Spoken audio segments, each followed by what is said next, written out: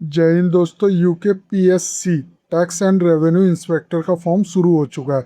इसमें graduation pass उम्मीदवारों के लिए 29 पद, लेकिन एक एलिजिबिलिटी रूल की गलती और आपका फॉर्म रिजेक्ट। चलिए live step by step form fill up करते हैं।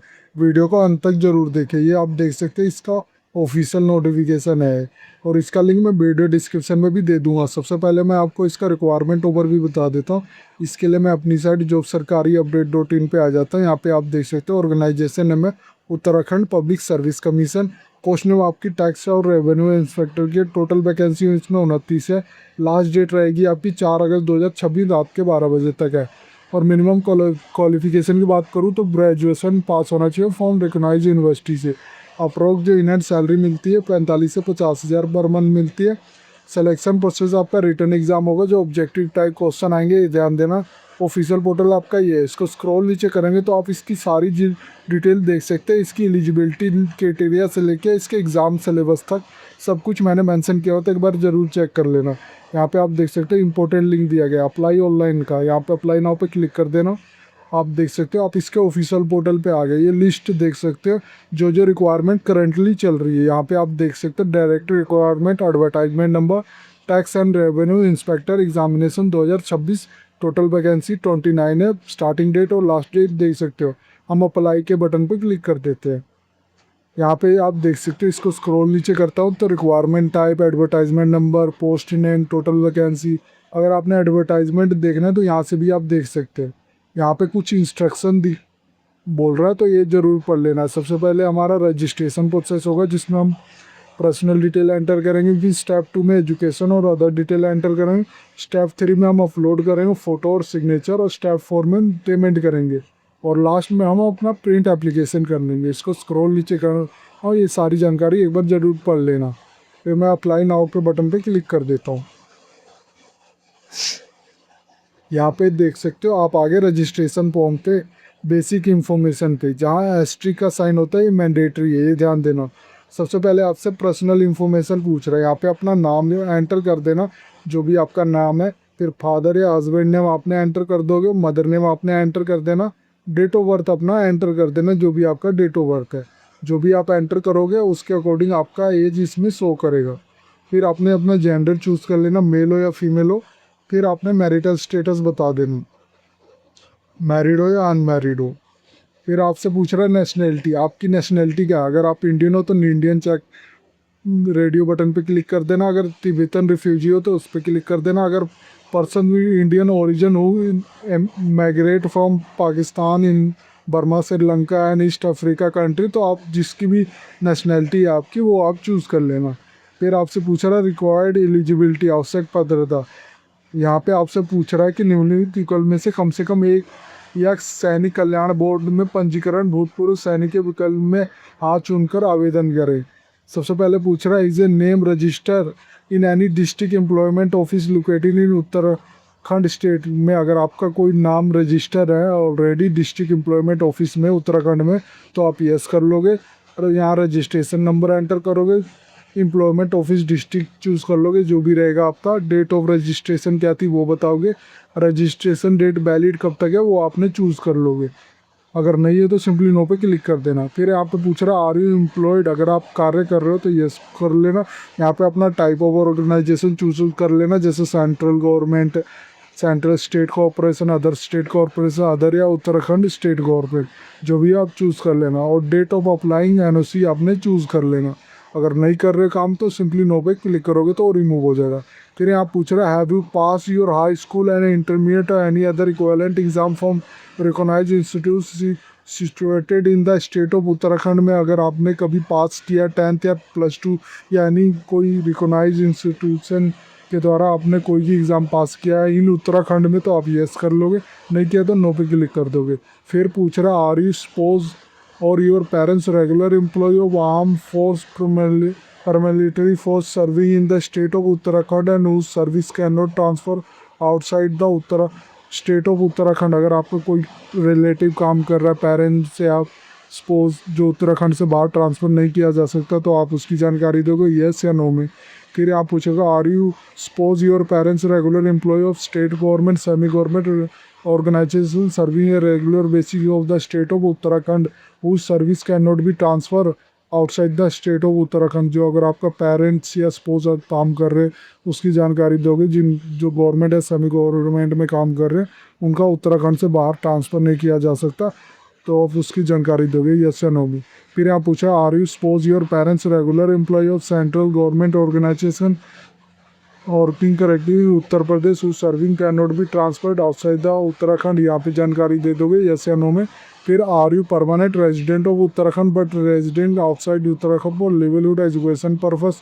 अगर आप परमानेंट रेजिडेंट ऑफ उत्तराखंड के पर रह रहे हो आप आउटसाइड ऑफ उत्तराखंड फॉर रहने के लिए एजुकेशन पर्पस के लिए, तो आप यस कर लोगे, नहीं तो नो। फिर यहाँ पूछ रहा है इज यू सपोज और your parent permanent resident of Uttarakhand but residing outside Uttarakhand और लाइव। यहाँ पे बोल रहा है कि अगर आपका सपोज या आपके पेरेंट्स परमानेंट रेजिडेंट है उत्तराखंड के पर वो रह रहे हैं किसी कारणवश जैसे रहने के लिए एजुकेशन पर्पज़ के लिए, तो आप यस करके जानकारी दे दो। फिर यहाँ पे पूछ रहा है डोमिसाइली डिटेल। यहाँ पूछ रहा डोमिसाइली ऑफ उत्तराखंड। अगर आपकी डोमिसाइली उत्तराखंड की है तो यस कर लोगे। यहाँ पे देख सकते हो यहाँ पे कैटेगरी में ऑप्शन आ जाएगा आपका unreserved, general, EWS, OBC, SC, ST। अगर आपने नो चूज़ किया तो आप देख सकते हो आपको जो ऑप्शन आएगा ये अनरिजर्व जनरल का ही सीधा आएगा ऑप्शन, ये ध्यान देना।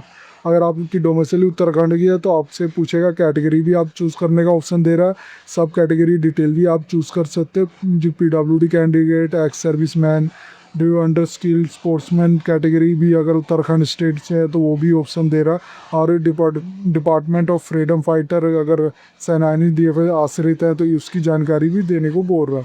अगर आप सिंपली नो पे क्लिक कर देते हो कुछ जानकारी आपकी रिमूव हो जाएगी, ये ध्यान देना। फिर यहाँ पे पूछ रहा है कॉन्टैक्ट डिटेल। यहाँ पे अपना ईमेल आईडी एंटर करना, फिर कंफर्म ईमेल आईडी एंटर करना, फिर मोबाइल नंबर एंटर करना और कंफर्म मोबाइल नंबर एंटर करना। फिर यहाँ पे अपना परमानेंट एड्रेस डाल देना। यहाँ पे door number, street number enter करना। लाइन 2 में लोकेलिटी बताना, श्रेणी बता देना जिस भी स्टेट में रह रहे हो वो परमानेंट एड्रेस का। फिर डिस्ट्रिक्ट चूज़ करोगे बेस्ड ऑन आपका स्टेट, ये आप देख सकते हो। फिर टाउन, सिटी, विलेज एंटर कर दोगे, पिन कोड एंटर करोगे। फिर आपसे बोल रहा है कि अगर आपका प्रेजेंट एड्रेस और परमानेंट सेम है तो इस चेक बॉक्स पे क्लिक कर देना। जो भी आपने ऊपर एंट्री की है नीचे ऑटोमेटिक फिल हो जाएगा, अगर नहीं है तो अनचेक रहने देना। फिर यहाँ पे door number, street number enter करना, लोकेलिटी बताना, स्टेट चूज़ कर लेना जो भी स्टेट है, फिर डिस्ट्रिक्ट चूज़ कर लेना, सिटी, टाउन, विलेज आपने एंटर कर दोगे, पिन कोड एंटर कर दोगे। और फिर पूछ रहा है जो ये फॉर्म अभी कहाँ से आप भर रहे हो उस जगह का नाम आपने एंटर कर देना। फिर लॉगिन डिटेल एंटर करना है, एंटर योर पासवर्ड। ये ध्यान देना जो पासवर्ड आप रखोगे वो मिनिमम 8 कैरेक्टर का होना चाहिए और एट मैक्सिमम 20 कैरेक्टर का है, जिसमें एक अपर केस, एक लोअर केस, 1 नंबर और एक स्पेशल कैरेक्टर होना चाहिए। यहाँ अपना पासवर्ड एंट्री कर दोगे, फिर अपना कंफर्म पासवर्ड यहाँ पे एंट्री कर दोगे। फिर जो कैप्चा होगा आपका यहाँ पे एंट्री करके सबमिट पे क्लिक कर देना। इसके बाद फ्रेंड आप देख सकते हो पॉपअप सा ओपन हो जाएगा। यहाँ पे अभी तक जो भी आपने एंट्री डिटेल की थी वो सब कुछ शो कर रहा होगा, तो एक बार ज़रूर चेक कर लेना। अगर आपने अभी भी एडिट करना हो तो आप इस पर कर सकते हो। No I want to change some detail, edit पे क्लिक करके एडिट कर सकते हो। अगर नहीं करना तो I have verify all detail enter by me is register form is to submit the same, तो सबमिट पे क्लिक कर देना। इसके बाद फ्रेंड आप ये देख सकते हो हमारा जो प्राइमरी रजिस्ट्रेशन फिलिंग था वो कंप्लीट हो चुका है। यहाँ पे आपका रजिस्टर ईमेल आईडी शो कर रहा होगा। अब हमने लॉगिन करना है अपने रजिस्टर ईमेल आईडी और जो हमने पासवर्ड रखा था उसके थ्रू, तो क्लिक हेयर टू लॉगिन पे क्लिक कर देना। यहाँ पे आप देख सकते हो आपकी ईमेल आईडी आ जाएगी, पासवर्ड आएगा, कैप्चा यहाँ पे जो होगा वो फिल कर देना और लॉगिन के बटन पे क्लिक कर देना। इसके बाद फ्रेंड जैसे ही हम लॉगिन करेंगे यहाँ पे आप देख सकते हो बेसिक इन्फॉर्मेशन, एजुकेशन डिटेल, फिर हमने अपलोड इमेज करेंगे, फिर पेमेंट करेंगे। अभी हमारा स्टेटस देख सकते हो इनकम्प्लीट है फॉर्म। यहाँ पे आपका पर्सनल इन्फॉर्मेशन शो कर रहा होगा जो अभी आपने एंट्री की थी रजिस्ट्रेशन करते समय। इसको हम स्क्रॉल नीचे कर लेते हैं। यहाँ पे आप देख सकते हो एसेंशियल एजुकेशन क्वालिफिकेशन हमने एंटर करना है। यहाँ पे अपना क्वालिफिकेशन टाइप आपने यूज़ कर लोगे, 10th, intermediate, diploma, degree, graduation जो भी क्या है वो बताओगे। नेम ऑफ द डिग्री आपने चूज़ किया है, जैसे 10th का हमने टैग यूनिवर्सिटी नेम आपका चूज़ कर लोगे, जहाँ से भी है आपका स्टेट जहाँ से किया वो चूज़ कर लोगे। यूनिवर्सिटी बोर्ड आपने बता दोगे CBSE द्वारा है, council of Indian education certificate द्वारा। फिर ईयर ऑफ पासिंग क्या थी वो आपने चूज़ कर लोगे, आपका जो भी था। फिर फाइनल सब्जेक्ट और स्ट्रीम क्या थी ये आप चूज़ कर लोगे। मार्क टाइप कैसे आता है, CGP में आता है, CPI ग्रेड मार्क है, नोट एप्लीकेबल जिस करे भी आया था आपने बताओगे। मार्क ऑब्टेन जो किया था वो बताओगे, जो भी चूज़ करके मैक्सिमम मार्क कितने मार्क का था वो बताओगे। ऑटोमेटिक यहाँ परसेंटेज कन्वर्ट होगा। फिर ऐड एजुकेशन क्वालिफिकेशन तो क्लिक करोगे तो यहाँ पे आपका डिटेल शो करेगा। इसी तरह आपने +2 इंटरमीडिएट, अपने जो सर्टिफिकेट ITI डिप्लोमा ग्रेजुएशन जो भी किया है वो आप सेलेक्ट कर लोगे। ये भी देखना, मैंने इसका एसेंशियल क्वालिफिकेशन भी मैंने मेंशन किया हुआ है, एलिजिबिलिटी क्राइटेरिया, तो वो भी आप एक बार जरूर चेक कर लेंगे। फिर आपने एंट्री कर देनी है अपने एजुकेशन क्वालिफिकेशन के बाद। फिर आपसे पूछ रहा professional qualification have to serve, अगर आपने टेरिटोरियल आर्मी में आपने मिनिमम 2 ईयर्स सर्व किया तो यस करके यस कर दोगे। उसका डेट ऑफ अटेंशन आप बताओगे और डेट ऑफ डिस्चार्ज बताओगे। नहीं किया तो आपने नो पे क्लिक कर देना। D you process national cadet for, अगर NCC डी सर्टिफिकेट आपके पास तो यस करके national cadet corps B date आपने एंट्री करोगे, national cadet corps B certificate number यहाँ पे एंटर करोगे। नहीं किया तो नो पे क्लिक करना। D you process national cadet को NCC सी सर्टिफिकेट अगर आपके पास है तो उसकी आपने जानकारी दोगे, डेट बताओगे, इसका सर्टिफिकेट नंबर, अगर नहीं है तो नो पे क्लिक कर देना। फिर यहाँ पे अदर डिटेल आ गया। यहाँ पे आपने एग्ज़ाम सेंटर चूज़ करना है। यहाँ ध्यान देना, आपको 2 सेंटर चूज़ करने का ऑप्शन है। यहाँ पे आप अपने अकॉर्डिंग चूज़ कर लेना जो भी आपके पास है, आपको आसानी हो अपने एग्ज़ाम देने में। फिर यहाँ पे हिज यानी क्रिमिनल केस को एंडिंग, अगर आपको कोई क्रिमिनल केस हो तो उसकी जानकारी दोगे, डिटेल करना। नहीं है तो सिंपली नो पे क्लिक करोगे। Whether debate is block listed examination section hold by UKPSC UPSC, अगर आपके कभी भी डिबेट किया गया है तो आप उसकी जानकारी दे सकते हो। ब्लॉकलिस्टिक फॉर्म डेट कब से कब तक किया हुआ है ये बताओगे। एंट्री डिटेल आपने बतानी है।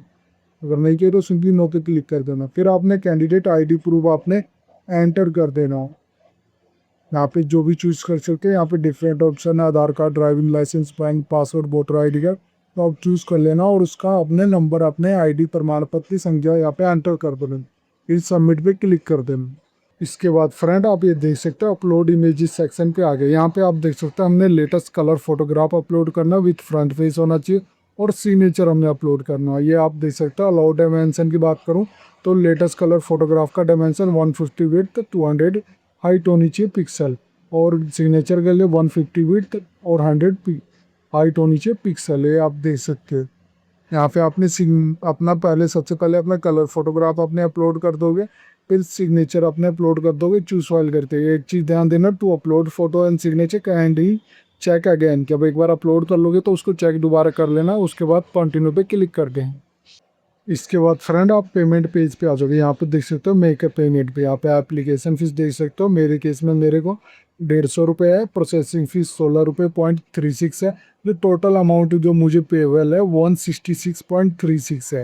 ये आप देख सकते हो। इसको स्क्रॉल नीचे करेंगे तो आप ये देख सकते हो जो भी अभी तक आपने एंट्री डिटेल की थी वो एक बार जरूर रीवेरीफाई और रीचेक कर लेना, क्योंकि इसके बाद आप एडिट नहीं कर सकते। हम स्क्रॉल नीचे कर लेते हैं। आप ये देख सकते हो डिक्लेरेशन पे आ गए। यहाँ पे आपने दोनों चेकबॉक्स पे क्लिक कर देना, डिक्लेरेशन पे और प्रोसीड पे क्लिक कर देना। यहाँ पे आप देख सकते हो कंफर्म पेमेंट इन्फॉर्मेशन एंड पे, यहाँ पे आपको डिटेल सारी शो कर रहा होगा तो एक बार कंफर्म जरूर कर लेना। फिर हम स्क्रॉल नीचे करते हैं, यहाँ पे नाउ का बटन है, देख सकते हो अभी भी एडिट और बैक का बटन दिया गया। अगर अभी भी आपने चेंज करना है तो वो भी चेंज कर सकते हैं। मैं क्लिक कर देता हूँ पे नाउ पे। यहाँ पे आपको ऑप्शन दे रहा है CC एवेन्यू के थ्रू पे करना है या रोजर पे के थ्रू आपने पे करना है। हाँ, CC एवेन्यू चूज़ कर लेता हूँ, आप जो भी चूज़ कर सकते हो। फिर proceed to CC avenue payment के क्लिक कर देता हूँ। यहाँ पे आप देख सकते हो पेमेंट पोर्टल के आगे यहाँ पे हमें ऑप्शन दे रहा है आपको। यहाँ पे अपना अमाउंट देख सकते हो। यहाँ पे कार्ड के थ्रू करना है तो उसके थ्रू भी कर सकते हो, या अगर आपने नेट बैंकिंग के थ्रू करना है, UPI के थ्रू करना है, उसके थ्रू भी कर सकते हो। जिसके भी थ्रू करना है आप उसका ऑप्शन करके चूज करके पे कर देना। एक बार जब आप पेमेंट सक्सेसफुल हो जाए तो अपने ट्रांजेक्शन हिस्ट्री ज़रूर रख लेना और अपना जो रजिस्ट्रेशन फॉर्म है ये भी डाउनलोड करके रख लेना। उस तरह आपका फॉर्म ये कंप्लीट हो जाएगा। इस वीडियो में मैंने बताया कि UKPSC टैक्स रेवेन्यू इंस्पेक्टर का फॉर्म आप कैसे पूरी कर सकते हैं बिना किसी गलती के। अगर ये वीडियो आपको अच्छी लगे तो प्लीज़ लाइक एंड सब्सक्राइब मेरा चैनल। धन्यवाद।